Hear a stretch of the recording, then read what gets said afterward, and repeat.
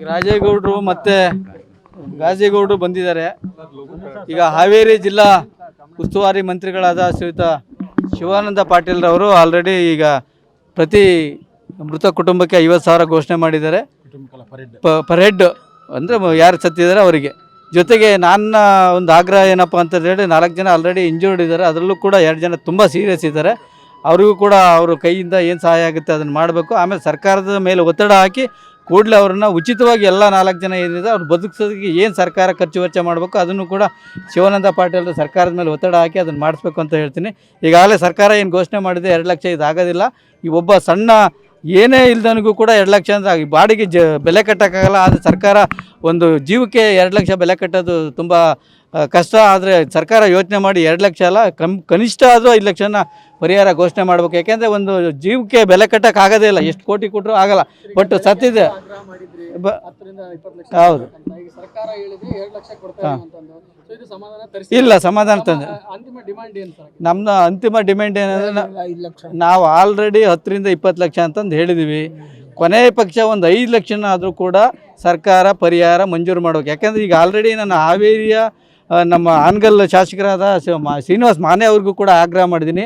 ಅವರು ತುಂಬ ಸರ್ಕಾರದ ಜೊತೆಗೆ ನಿಕಟ ಸಂಬಂಧ ಇರೋದ್ರಿಂದ ಅವರು ಒತ್ತಡ ಹಾಕಿ ಕನಿಷ್ಠ ಪಕ್ಷ ಒಂದು 5 ಲಕ್ಷನಾದರೂ ಕೂಡ, ಯಾಕೆಂದರೆ ಮರಾಠ ಸಮುದಾಯ ಶ್ರೀನಿವಾಸ್ ಮಾನೆ ಅವರು ಕೂಡ ಮರಾಠ ಸಮುದಾಯಕ್ಕೆ ಸೇರಿದವರು. ಮತ್ತು ಧಾರವಾಡ ಮಂತ್ರಿ ಕೂಡ ಏನು ಸಂತೋಷ್ ಲಾಡ್ ಇದ್ದಾರೆ, ಅವರು ಕೂಡ ಮರಾಠ ಸಮುದಾಯಕ್ಕೆ ಸಂಬಂಧಪಟ್ಟವರಾಗಿದ್ದರಿಂದ ಸರ್ಕಾರ ಅವ್ರ ಜೊತೆಗೆ ನಿಕಟ ಸಂಪರ್ಕ ಇರೋದ್ರಿಂದ ಅವರು ಕೂಡಲೇ ಮುಖ್ಯಮಂತ್ರಿ ಮೇಲೆ ಮತ್ತು ಉಪಮುಖ್ಯಮಂತ್ರಿ ಮೇಲೆ ಒತ್ತಡ ಹಾಕಿ ಕನಿಷ್ಠ ಪಕ್ಷ 5 ಲಕ್ಷನ ಪರಿಹಾರ ಘೋಷಣೆ ಮಾಡಬೇಕು.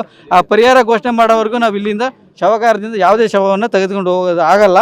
ದಯಮಾಡಿ ಸರ್ಕಾರ ಈ ಕಡೆ ಕಣ್ಬಿಟ್ಟು ಸರ್ಕಾರ ಒತ್ತಡ ಮಾಡಿ ಇಲ್ಲಿ ಶಿವಾನಂದ ಪಾಟೀಲ್ರಿಗೆ ಅವ್ರು ಹೇಳಿದ್ದಾರೆ ಅವ್ರ ಕೈಯಿಂದ ಆದಷ್ಟು ಸಹಾಯ ಮಾಡ್ತೀವಿ ಅಂತ.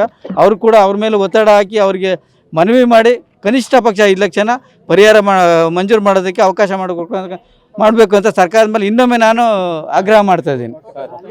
ಆಮೇಲೆ ಈ ಒಂದು ಶಿವಾನಂದ ಪಾಟೀಲ್ರಿಗೆ ಇಡೀ ಕರ್ನಾಟಕದ ಪರವಾಗಿ, ಇಡೀ ಕರ್ನಾಟಕ ಮರಾಠದ ಸಮುದಾಯದ ಪರವಾಗಿ, ಯಾಕೆಂದರೆ ಅವರು ಒಂದು ಸಮುದಾಯ, ಯಾವುದೇ ಸಮುದಾಯ ಆದರೂ ಕೂಡ ಅವ್ರ ಜಿಲ್ಲೆಯ ವ್ಯಾಪ್ತಿಯಲ್ಲಿ ಆಗಿರೋದ್ರಿಂದ ಅವರು ತುಂಬ ದೊಡ್ಡ ಮನಸ್ಸಿನಿಂದ 50,000 ರೂಪಾಯಿನ ಪ್ರತಿ ಕುಟುಂಬಕ್ಕೂ ಕೂಡ ಒಬ್ಬರಿಗೆ ಅಂದರೆ 13 ಜನಕ್ಕೂ ಕೂಡ 6.5 ಲಕ್ಷ ರೂಪಾಯಿ ಕೂಡ ಅವ್ರ ಕೈಯಿಂದ ಕೊಡ್ತಾರೆ ಸ್ವಂತಕ್ಕೆ. ಅವ್ರಿಗೂ ಕೂಡ ಇಡೀ ಮರಾಠ ಸಮುದಾಯ ಅವ್ರಿಗೆ ಆಭಾರಿ ಆಗಿದ್ದು ಅವ್ರಿಗೆ ಕೃತಜ್ಞತೆಗಳನ್ನು ಸಲ್ಲಿಸ್ತೀವಿ.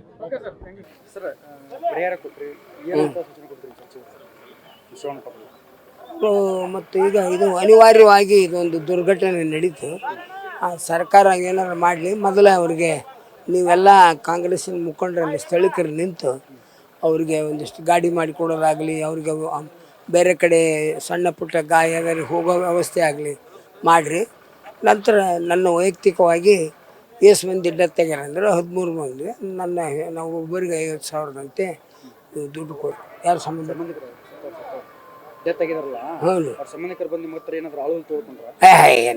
ಏನಿಲ್ಲ ಇಲ್ಲ